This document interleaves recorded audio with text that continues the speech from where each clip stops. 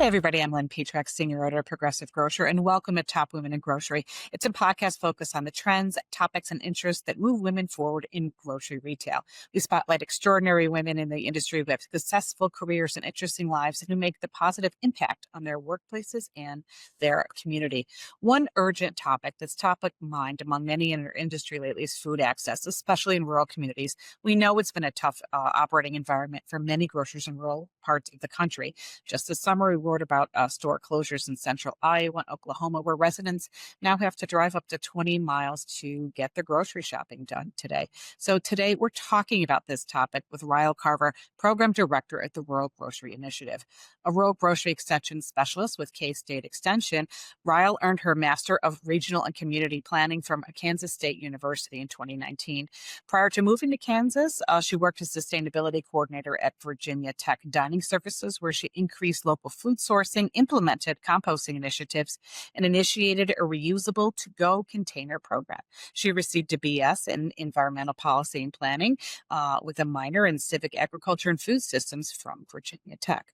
Ryle and her husband enjoy exploring the great outdoors with their dog and gardening in Manhattan Community Gardens in Kansas. She's worked with the Regional Grocery Initiative team in various capacities since 2017. So welcome, Ryle. Thank you so much. I'm so glad to be here. Thanks for having me. Sure. And this is, we don't have a lot of water coolers anymore for discussions, but we have, social media platforms. But it's such a hot and important topic right now. So to give our listeners and our viewers a little background, can you tell us a little bit about the Rural Grocery Initiative and the important role that you play in supporting indie grocers around the country? Absolutely. So, the Rural Grocery Initiative was established in 2006, and it came about after a series of listening sessions were held across the state of Kansas. So, these were focus groups in small towns asking community members, what are some of your big concerns? What worry you about your local community? And time again, we heard that the viability, the vibrancy of the rural grocery store was a concern, and and the impact that a closure of a grocery store would have on their community. And so we quickly pivoted our work at Kansas State University to focus on understanding why rural grocery stores are important, what are the benefits that a rural grocery store brings to a community, and it didn't take much to find that they are drivers of the local economy Or through lifeblood. Yeah. their lifeblood Hmm. blood Hmm. through jobs and contribution to the local tax base. They are critical access points for healthy food, and they are a cultural hub, a third place, as some people refer to it. And so, without those locally owned rural grocery stores, the community really loses out. It does. And keeping groceries alive, we saw that's one of your webinar series, and it says a lot about the state of rural grocery today. So how acute is the situation that these operators are facing right now? Well, it's no secret that the grocery industry is a tough one, and that's regardless of if it's urban or rural. The industry itself runs on incredibly thin profit margins. And we also know that the grocery is thought of as a volume game. And so, because of those two things, there are some just fundamentals that make it more difficult to operate an independent grocery store in a rural community.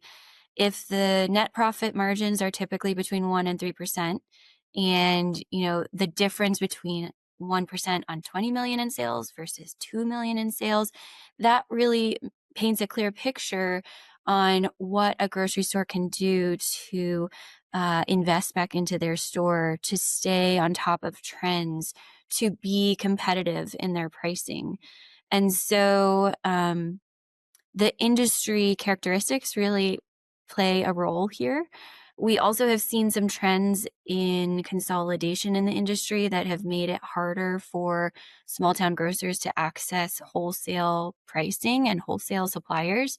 So without those wholesale suppliers, without options to supply their store, grocers in small towns are having to either build relationships with nearby grocers, purchase from their competitors like Costco or Sam's Care Club, trucks. Right. and Hmm. it really makes it harder to compete in, the industry where you're already running on thin margins, and then if you can't even get the most competitive pricing, things start to snowball in terms of, penciling your business and making the numbers work.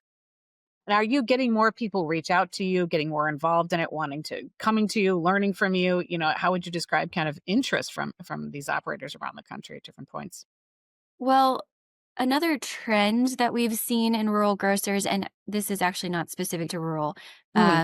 business owners across the country are part of what's called the silver tsunami of business owners that are nearing retirement. And so there's just an immense sea change on the horizon of ownership.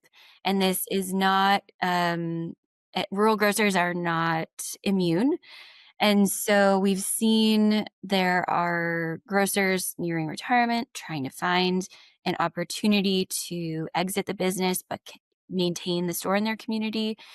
That has proven difficult in many cases. It takes a lot of time, it takes a lot of persistence and patience. Where we have helped and where we have stepped in is in communities where your traditional independent operator is retiring or leaving the community. There is often interest from the community as a whole Hmm. to continue having access to a grocery store. And so we've developed a variety of resources around alternative business models. These are things like nonprofits or cooperatives or school-run grocery stores, Interesting. Okay. public-private partnerships where a municipality owns the building and leases with an independent operator. And even we have a few examples of municipally run grocery stores, which have gotten some media attention recently because They of have. the Yeah. mayoral race in New York City. And so the ownership models, I think, are a way for communities to still stay engaged in their food system and engaged in their community vitality and community attractiveness. Having a grocery store is a way to keep people in the community and bring people to the community. And we've seen community members want to know how they can step in, how they can support this need. Well, and you see that on the food service side as well. These multi-generational owned businesses that that date back, decades and stuff. They don't necessarily have that setup to continue that. So succession is so huge. And what Mhm. are some other things for rural grocers to keep in mind or to take action on to ensure that successful transition? Is it working with you, working with each other, or do you have any advice for some of these operators? My biggest advice is start early, start thinking about it early. It takes time. It is not the most enjoyable process. It's not the first thing that a grocer wants to be thinking, but it is inevitable.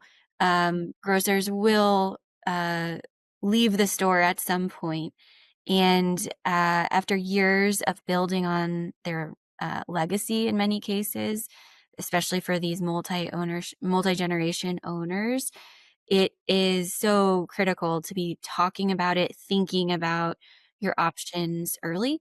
And I think a tangible step or takeaway is to be assembling a team. It's not something that a grocer has to do on their own.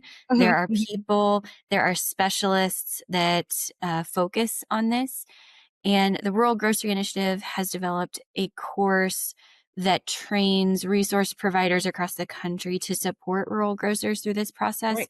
Mhm. So, through our Rural Grocery Transition Specialist course, you can access some of these experts in your area that might be able to help walk you through some of the stages to start getting ready. And you have a summit too. Tell us a little bit about the summit. When's the next one coming or Yeah, so we host the National Rural Grocery Summit every other year. So our next one will be in May of 2026.